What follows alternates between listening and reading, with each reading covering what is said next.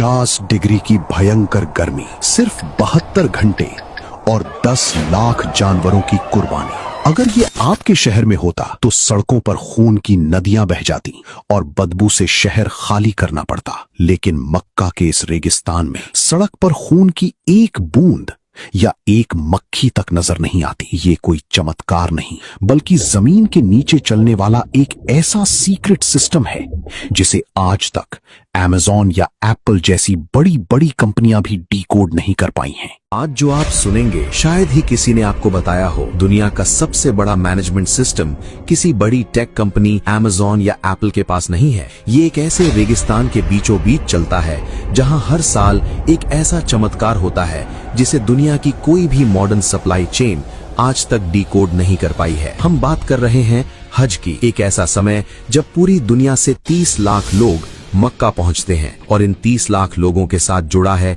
एक ऐसा secret operation जो सिर्फ और सिर्फ 72 घंटों के लिए एक्टिवेट होता है। लेकिन ये सिर्फ शुरुआत है, असली चौंकाने वाला हिस्सा तो अभी आने वाला है। अपने दिमाग में जरा एक कैलकुलेशन कीजिए, अगर आपके शहर में 10,000 जानवरों की कुर्बानी हो तो सड़कों का क्या हाल होगा। गंदगी, बदबू और बीमारियों का डर। अब सोचिए, एक ऐसी जगह जहां गर्मी 50 डिग्री सेल्सियस तक पहुंच जाती है और वहां सिर्फ 3 दिन के अंदर 10 लाख से ज्यादा जानवरों की कुर्बानी होती है। और हैरानी की बात यह है कि वहां एक मक्खी भी नहीं भिनभिनाती, खून की एक बूंद सड़क पर नजर नहीं आती। अगर आपको ये सब मैनेज करना होता तो आप कहां से शुरू करते? शायद आप हार मान लेते और कहते कि ये नामुमकिन है। यही सवाल सलमान के दिमाग में भी था। सलमान, जो भारत का एक टॉप सप्लाई चेन एनालिस्ट है, जब वो पहली बार हज पर गया तो उसे लगा कि यहाँ तो भयंकर अव्यवस्था होगी। उसका लॉजिक कहता था कि 10 लाख जानवरों का मांस एक ही जगह पर एक ही समय में प्रोसेस करना इंसान के बस की बात नहीं है। उसे लगा कि पक्का मांस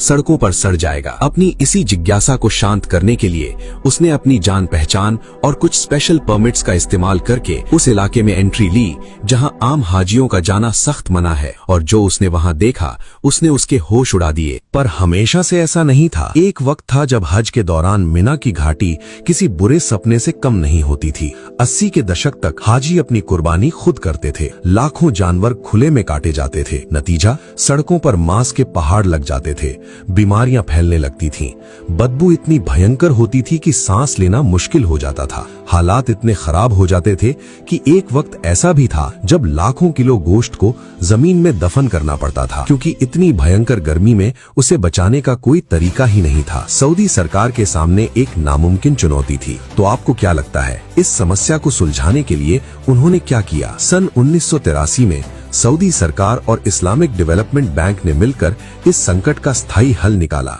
उन्होंने जमीन के नीचे और ऊपर एक ऐसा सीक्रेट शहर बसा दिया जिसके बारे में 99% लोग आज भी नहीं जानते। इस ऑपरेशन को सिर्फ एक देश नहीं बल्कि पूरी मुस्लिम दुनिया के सबसे बड़े डेवलपमेंट नेटवर्क्स में से एक चलाते हैं। ध्यान से सुनिए, ये कोई आम कसाई खाना नहीं है। ये सिर्फ एक कसाई खाना नहीं बल्कि 7 विशाल इंडस्ट्रियल शहरों का नेटवर्क है। करीब 10 लाख स्क्वायर मीटर में फैला एक ऐसा सिस्टम जहां 10 अलग अलग स्लॉटर साइट्स बनाई गई हैं। साल के 362 दिन ये शहर लगभग सोया रहता है और फिर सिर्फ 3 दिनों के लिए ये पूरी ताकत से जाग उठता है। सलमान जब उस कॉम्प्लेक्स के अंदर घुसा तो उसे लगा जैसे वो किसी हॉलीवुड की साइंस फिक्शन फिल्म के सेट पर आ गया हो। बाहर चिलचिलाती धूप थी लेकिन अंदर का तापमान एकदम जमा देने वाला था। वहां मौजूद हर कर्मचारी के कपड़ों से लेकर जूतों तक को डिसइंफेक्टिंग चेंबर्स से गुजारा जाता था। सलमान ने देखा कि हर सेक्शन अलग अलग लेयर्स में बटा हुआ था। कहीं मेडिकल इंस्पेक्शन चल रहा था,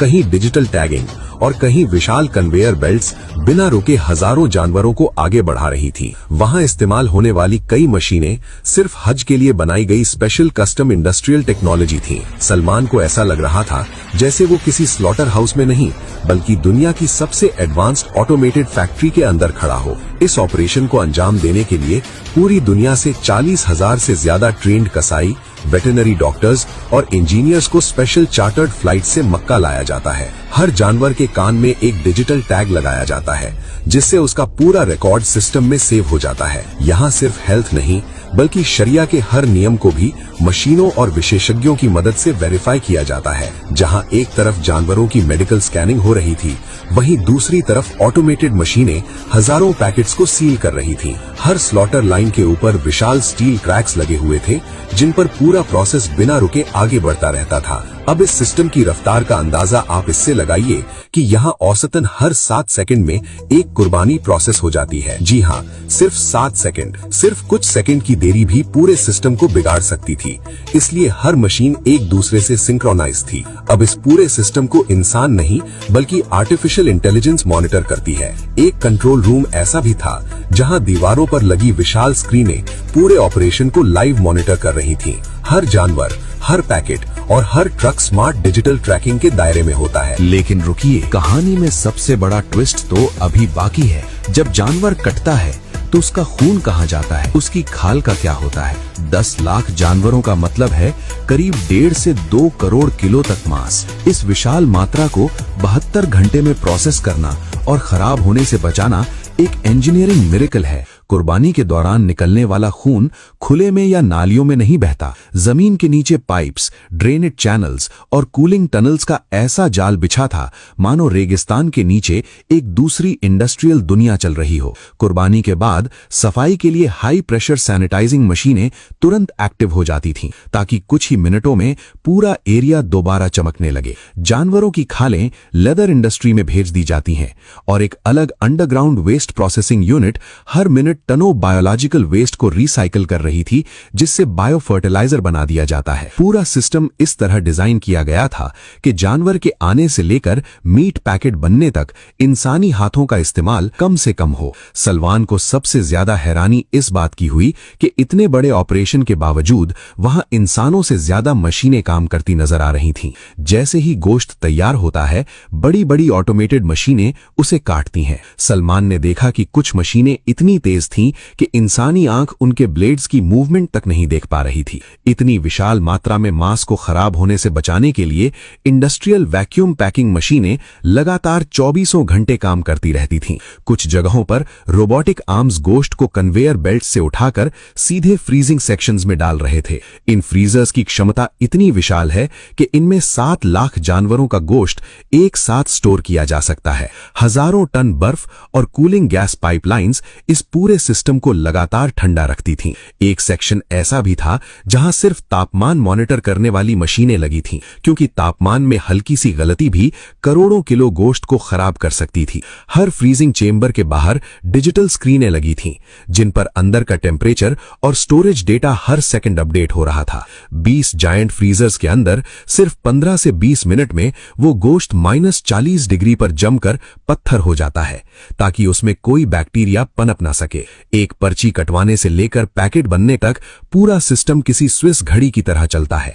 आज के समय में हाजी को खून और गंदगी के बीच जाने की जरूरत ही नहीं है। वो डिजिटल कूपन खरीदता है, अपने तंबू में आराम से बैठा होता है और उसके नाम की कुर्बानी इस हाईटेक फैसिलिटी में हो जाती है। हाजी को पता भी नहीं चलता और कुछ मिनट बाद उसके मोबाइल पर एक मैसेज आता है, आपकी कुर्बानी मुकम्मल हो चुकी है। लेकिन अभी भी एक आखिरी सवाल बाकी है।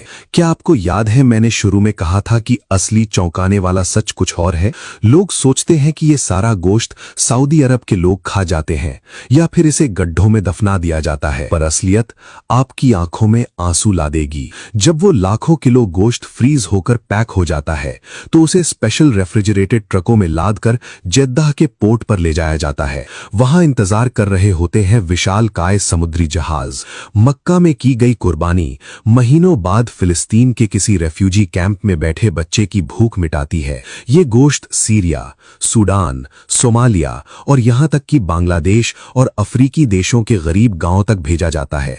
दुनिया भर के 27 से भी ज्यादा देशों में इसे डिस्ट्रीब्यूट किया जाता है। जो इंसान हज पर आया है उसे शायद कभी पता भी नहीं चलता कि उसके द्वारा दिए गए पैसे से हुई कुर्बानी 7 समंदर पार किसी ऐसे परिवार को जिंदा रखे हुए है जिसने महीनों से पेट भर खाना नहीं खाया। ये सिर्फ एक लॉजिस्टिक्स या मैनेजमेंट सिस्टम नहीं है, ये इंसानियत और टेक्नोलॉजी का दुनिया में सबसे बड़ा और सबसे खामोश संगम है। एक ऐसी जगह जहां सदियों पुरानी एक धार्मिक परंपरा को मॉडर्न साइंस ने दुनिया की सबसे बड़ी ग्लोबल चैरिटी में बदल दिया है। एक ऐसी सप्लाई चेन जहां न कोई प्रॉफिट मार्जिन है, न कोई मार्केटिंग, बस एक ही मकसद है कि दुनिया के किसी कोने में कोई इंसान भूखा न सोए। अब एक बार फिर से सोचिए, 10 लाख जानवर, हर 7 सेकंड में एक कुर्बानी, 40,000 लोग, 7 विशाल शहर, आर्टिफिशियल इंटेलिजेंस, मशीनें जो पलक झपकते ही अपना काम कर जाती हैं, और 27 देश। क्या आपने कभी इस सीक्रेट मैनेजमेंट सिस्टम के बारे में सपने में भी सोचा था?